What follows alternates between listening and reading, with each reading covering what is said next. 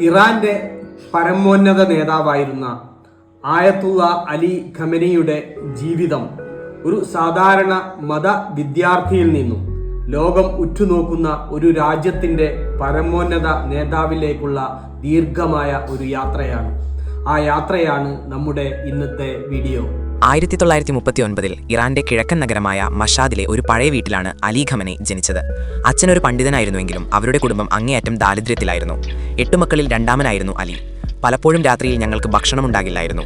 ഉണങ്ങിയ റൊട്ടിയും ചായയും കുടിച്ച് ഞങ്ങൾ കിടന്നുറങ്ങിയിട്ടുണ്ട് എന്ന് അദ്ദേഹം തന്റെ കുട്ടിക്കാലത്തെക്കുറിച്ച് പിന്നീട് ഓർത്തെടുത്തിട്ടുണ്ട്. മഷാദിലെ മതപാഠശാലകളിൽ നിന്നാണ് അദ്ദേഹം പ്രാഥമിക വിദ്യാഭ്യാസം നേടിയത്. 19-ാം വയസ്സിൽ കൂടുതൽ പഠനത്തിനായി അദ്ദേഹം ഇസ്ലാമിക വിജ്ഞാനത്തിന്റെ കേന്ദ്രമായ ഖോമിലേക്ക് തിരിച്ചു.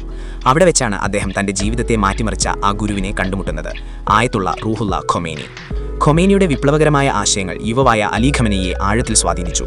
ഇറാൻ ഭരിച്ചിരുന്ന ഷാ രാജാവിനെതിരെയുള്ള സമരങ്ങളിൽ അദ്ദേഹം സജീവമായി. വിപ്ലവ പ്രവർത്തനങ്ങളുടെ പേരിൽ 1964-നും 1978-നും ഇടയിൽ അദ്ദേഹം 6 തവണ ജയിലിലായി. ക്രൂരമായ മർദ്ദനങ്ങളും ഏകാന്ത തടവും അദ്ദേഹം അനുഭവിച്ചു. ഒരിക്കൽ ഷായുടെ രഹസ്യ പോലീസായ സാവക് അദ്ദേഹത്തെ വർഷങ്ങളോളം നാടുകടത്തി. പക്ഷേ ഈ കഷ്ടപ്പാടുകളെല്ലാം അദ്ദേഹത്തെ ഖൊമേനിയുടെ ഏറ്റവും വിശ്വസ്തനായ അനുയായിയാക്കി മാറ്റി. 1979-ൽ ഇറാൻ വിപ്ലവം വിജയിക്കുകയും ഷാ രാജാവ് രാജ്യം വിടുകയും ചെയ്തപ്പോൾ ഖമനി വിപ്ലവ കൗൺസിലിൽ അംഗമായി. ടെഹ്റാനിലെ വെള്ളിയാഴ്ച നമസ്കാരത്തിന് നേതൃത്വം നൽകുന്ന ഇമാമായി അദ്ദേഹം നിയമിതനായി. ഇത് അദ്ദേഹത്തിന് ജനങ്ങൾക്കിടയിൽ വലിയ സ്വീകാര്യത നൽകി. 1979-ലെ വിപ്ലവത്തിന് പിന്നാലെ രാജ്യത്ത് ആഭ്യന്തര സംഘർഷങ്ങൾ രൂക്ഷമായി. 1981 ജൂൺ 27-ന് ഒരു പള്ളിയിൽ പ്രസംഗിക്കുന്നതിനിടെ അദ്ദേഹത്തിന് നേരെ ബോംബാക്രമണമുണ്ടായി. ടേപ്പ് റെക്കോർഡറിൽ ഒളിപ്പിച്ച ബോംബ് പൊട്ടിത്തെറിച്ച് അദ്ദേഹത്തിന്റെ ശ്വാസകോശത്തിനും വലം കൈക്കും ഗുരുതരമായി പരിക്കേറ്റു. ദിവസങ്ങളോളം മരണത്തോട് മല്ലിട്ട അദ്ദേഹം അത്ഭുതകരമായി രക്ഷപ്പെട്ടു. അന്നുമുതൽ അദ്ദേഹം ജീവിക്കുന്ന രക്തസാക്ഷി എന്നാണ് ഇറാനിൽ അറിയപ്പെട്ടിരുന്നത്.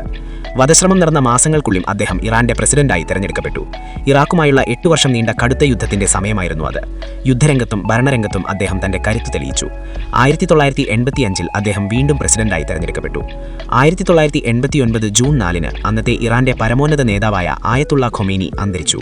ഇറാനെ ഇനി ആരെ നയിക്കും എന്ന ചോദ്യം ലോകത്തിന് മുന്നിൽ ഉയർന്നു. വിപ്ലവാനന്തര ഭരണഘടനയനുസരിച്ച് ഉയർന്ന മതപണ്ഡിതരുടെ സഭയായ അസംബ്ലി ഓഫ് എക്സ്പേർട്സ് ഒത്തുചേർന്നു. അന്ന് പല പ്രമുഖ പേരുകളും ചർച്ചയിലുണ്ടായിരുന്നു. എങ്കിലും ഒടുവിൽ അലി ഖമനിയെ ഇറാന്റെ പുതിയ പരമോന്നത നേതാവായി തെരഞ്ഞെടുത്തു. ഒരു സാധാരണ ദരിദ്ര കുടുംബത്തിൽ ജനിച്ച ആ ബാലൻ ജയിൽവാസവും വധശ്രമങ്ങളും കടന്ന് ഇറാന്റെ ഏറ്റവും വലിയ അധികാര കേന്ദ്രമായി മാറി.